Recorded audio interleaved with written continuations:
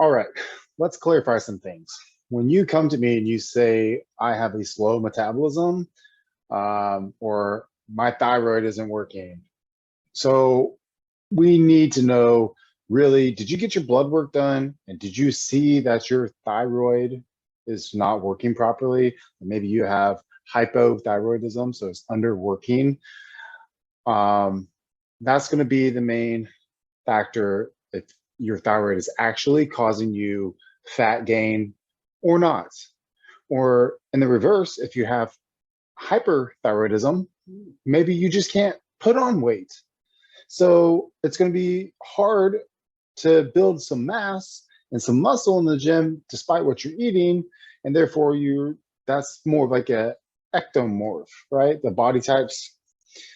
So today we're going to focus on hypothyroidism, and this is coming in if you have a underactive thyroid and you have some blood work to back it up, and you don't want to take, or it's not to the point to where you need T3, T4 prescribed through your doctor.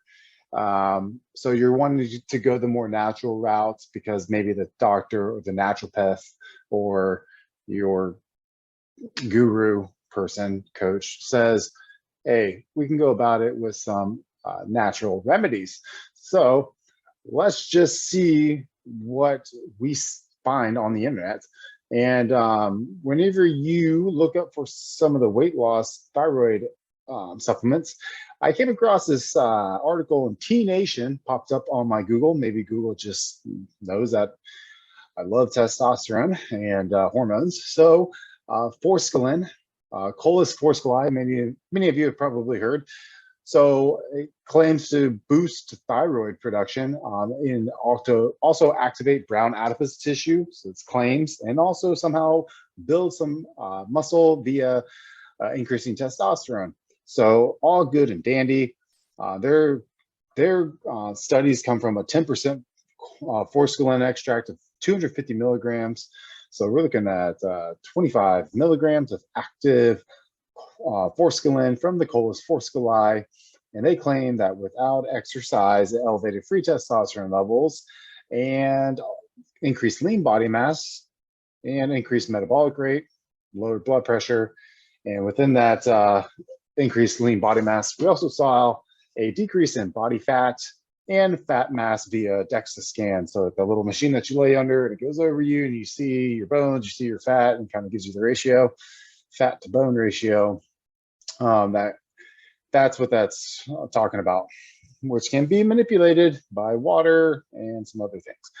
Anyways, at least it's a measurement. So at least if you measure something, measure it so you have some numbers to go by, even if it's inaccurate. So as long as you just keep with it, if it's consistently inconsistent, we're good. So what does forskolin do to actually help with fat loss? That's what we're talking about now. So it actually activates a hormone sensitive lipase. And so that's going to be pretty much opposite of what insulin does, right? So the hormone lipase, it's going to help with releasing body fat. So the CAMP is usually what they call it. It's a form of cycle in your body that helps to give energy and create longevity by allowing fat to be released from fat cells, and then through a process it can be used as energy. So a lot of people will do this via intermittent fasting or with NAD supplement. I know like David Sinclair is very big into the longevity and NAD and NMN, and that's going to be good, again, for releasing body fat.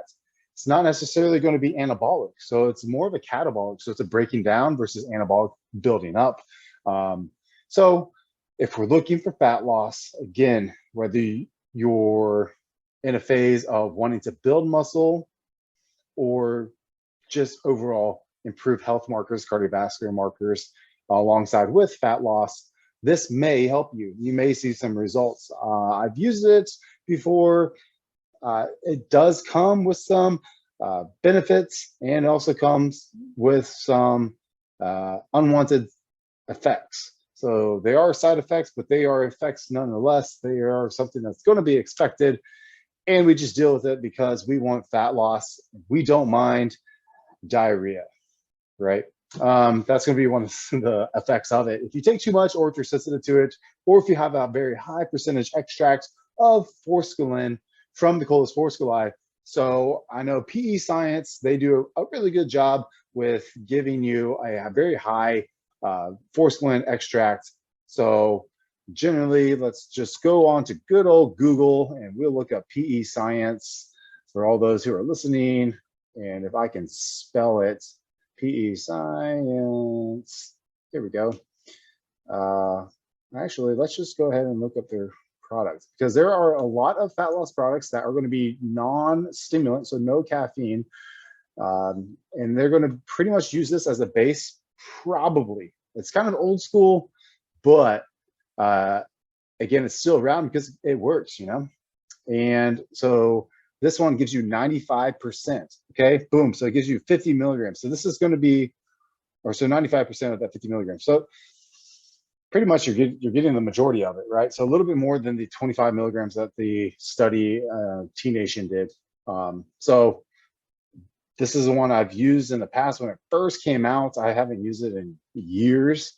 I'm assuming it's the same thing that they put out. This other ingredient here, this fulva, helps with the absorption, and it kind of like just amplifies the effects of the Coleus forskolai. Is it needed? I say, why not if it's in there? Anyways, let's go back to this. So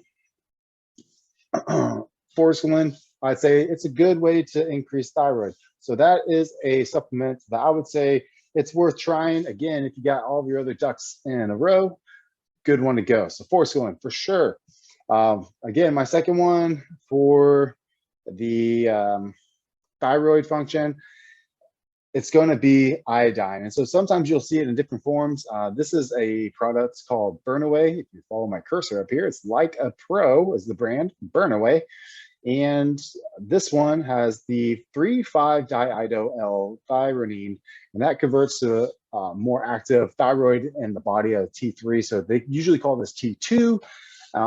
So it gives you a little bit more T3. That's going to be your active thyroid. That's probably what you're not producing. Usually in hypothyroidism, you'll find like a higher TSH, so your thyroid stimulating hormone, and then it doesn't really convert that much to active thyroid. It maybe converts more to T4. That's kind of like your backup. It's like your second string in, you know, in your football game. You got your first string, T3, you got your second string, T4, and then you got your bench players, your TSH, right?